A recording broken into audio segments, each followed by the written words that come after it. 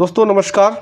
दोस्तों आज की इस वीडियो में हम बताने वाले हैं कि आपके पास जो भी स्टेप डाउन ट्रांसफार्मर आते हैं, आपके किसी भी एम्पलीफायर में या और जगह भी लगे हैं, उनको कैसे चेक कर सकते हैं सही है या ख़राब है। क्योंकि अगर आपको जानकारी नहीं है इसकी चेकिंग, तो आपका समय ख़राब हो सकता है। ठीक है, तो इस वीडियो को लास्ट तक देखिएगा, क्योंकि इस वीडियो को देखने के बाद आपको कभी भी ट्रांसफार्मर चेक करने के लिए और वीडियो देखने की ज़रूरत नहीं पड़ेगी। तो आइए देर न करते हुए वीडियो करते हैं स्टार्ट।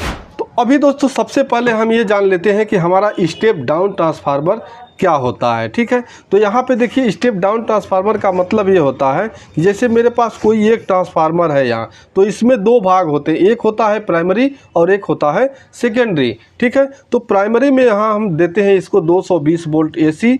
ठीक है, यहाँ 220 वोल्ट एसी देते हैं। उसके बाद सेकेंडरी से हमको कम वोल्टेज प्राप्त होता है, यानी इस ट्रांसफार्मर में जो भी मेंशन होगा आपका 012 है, 018 है, इस तरह जो भी इसका कॉइल जिस हिसाब से लगा होगा उतना ये डाउन करके देगा। इसीलिए इसको बोला जाता है स्टेप डाउन ट्रांसफार्मर। ठीक है, अब एक चीज़ और इसमें आपको समझने की ज़रूरत होगी कि किसी किसी ट्रांसफार्मर में आपको कई वायर मिलेंगे। जैसे यहाँ देख सकते हैं, इधर भी 3 वायर है और इधर भी सारे वायर पड़े हुए हैं। ठीक है, तो इसमें आपका 2 वायर होगा जो आपका प्राइमरी का काम करता है, बाकी जितने वायर होंगे वो सभी वायर आपके सेकेंडरी के लिए काम करते हैं। ठीक है, तो सबसे पहले आप प्राइमरी समझ लीजिए।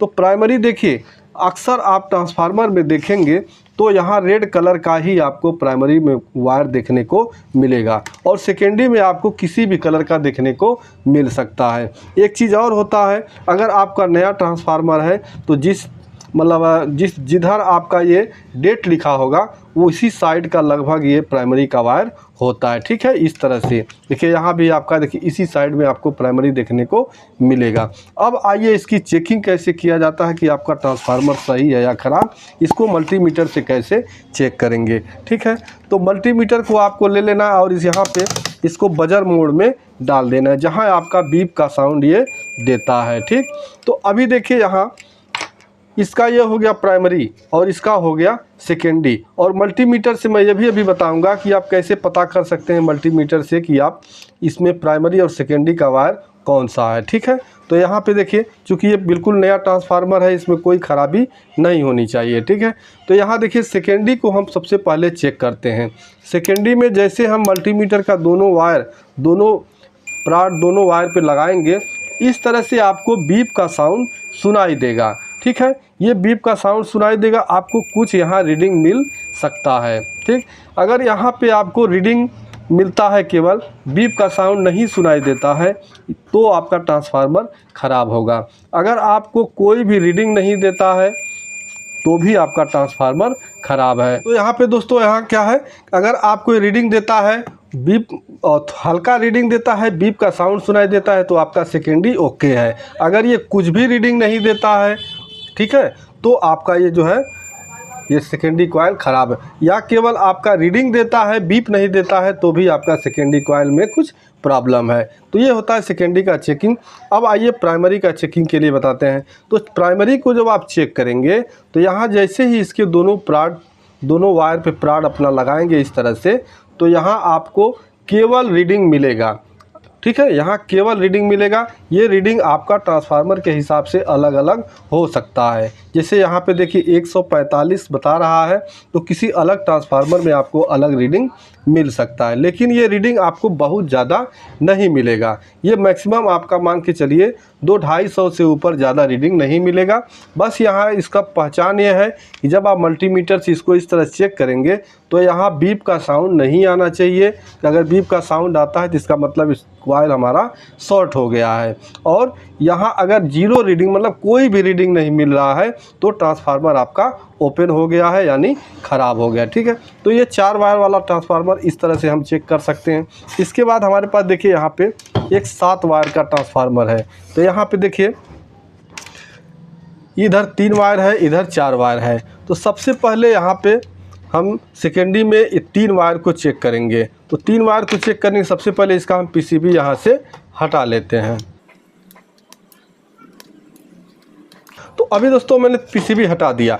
अब इसमें जिधर साइड में आपको 3 वायर देखने को मिलेगा, तो यहाँ पे क्या होता है, देखिए लिखा हुआ 12 0 12, यानी आपका बीच वाला 0 हो जाएगा और इस साइड 12, इस साइड 12, तो ये 12 0 12। अगर आप बीच वाले को हटा देते हैं तो ये आपका 0 24 हो जाएगा। ठीक है, अब इसकी चेकिंग कैसे करना है 3 वायर वाले को, तो आपको क्या करना है, बीच वाला जो वायर है जो किसी मतलब भिन्न कलर का है, दोनों से ये भिन्न कलर का है, उस पर एक प्रॉड लगा लेना है। उसके बाद आपको इन दोनों वायर पे मल्टीमीटर का एक प्रॉड बारी बारी से यहाँ पे इस तरह से रखना है। देखिए, ठीक है, यहाँ पे देखिए इस पे आपको बीप का साउंड सुनाई दे रहा है, जबकि यहाँ दूसरे वाले पॉइंट पे बीप का साउंड सुनाई नहीं दे रहा है। तो ऐसे में यहाँ क्या प्रॉब्लम है, इसका एक कॉइल, सॉरी यहाँ दोस्तों देखिए बताने लगा, यहाँ से कुछ मिस्टेक हो सकता है वायर से।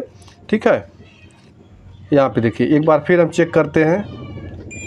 देखिए यहाँ पे रीडिंग दे रहा, मतलब बीप का साउंड सुनाई दे रहा है और दूसरे वाले पर भी बीप का साउंड सुनाई दे रहा है। अगर ये बीप नहीं देता है तो आपका ट्रांसफार्मर यहाँ से ओपन हो सकता है। अब 0 जब 24 आप चेक करेंगे तो बीच वाले को हटा देंगे और इन दोनों पे आपको कंटिन्यूटी चेक करना है। तो यहाँ जब ये चेक करेंगे तो आपको यहाँ बीप का साउंड नहीं सुनाई देगा, यहाँ आपको रीडिंग मिलेगा। ठीक है, जब आप इसको बीच को छोड़ देंगे तो यहाँ आपको दोनों पे रीडिंग मिलेगा। अब दोस्तों ये सेकेंडरी हो गया। अब प्राइमरी को चेक करने के लिए, चूँकि यहाँ हमारा प्राइमरी देखिए यहाँ रेड वाला है। ठीक है, रेड वाले पे जब यहाँ चेक करेंगे तो यहाँ पे देखिए इस तरह से लगाएंगे और अब आप रीडिंग चेक करेंगे तो यहाँ रीडिंग आपको मिलना चाहिए। यहाँ बीप का साउंड नहीं सुनाई देना चाहिए। अगर बीप देता है तो भी आपका ट्रांसफार्मर ख़राब है, अगर कोई रीडिंग नहीं दे रहा है तो भी ट्रांसफार्मर आपका ख़राब है। ठीक है, ये होता है मल्टीमीटर से चेक करने का तरीका। अब दूसरा एक तरीका और भी है, वो भी मैं आपको बता देता हूँ। तो इसके लिए आपको क्या करना है, एसी सप्लाई आपको चाहिए, एसी सप्लाई में इसको लगा देना है। ठीक है, एसी सप्लाई में लगा के उसके बाद यहाँ आप दूसरा चेकिंग इसका कर सकते हैं। तो यहाँ मैं देखिए अपना सप्लाई ले लिया हूँ और इसमें हम, चूँकि ये सीरीज लाइन है, ठीक है, आपको क्या करना है, सीरीज लाइन है सीरीज लाइन में लगाइए, नहीं सीरीज है तो आप डायरेक्ट भी लगा सकते हैं, लेकिन सीरीज लाइन में लगाएंगे तो आपकी चेकिंग अच्छी तरह से हो जाएगी। वहाँ लगाने के बाद देखिए जो सेकेंडरी के जो दोनों वायर हैं इनको आपस में आप इस तरह से टच करेंगे। देखिए जैसे ही टच करेंगे यहाँ आपको हल्का हल्का सा यहाँ पे स्पार्किंग देखने को मिलेगा। शायद आपको नहीं दिख रहा होगा क्योंकि ये बहुत हल्का स्पार्किंग है, इसलिए यहाँ पे नहीं दिख रहा है। इस साइड में हम चेक करेंगे इस तरह से, तो यहाँ देखिए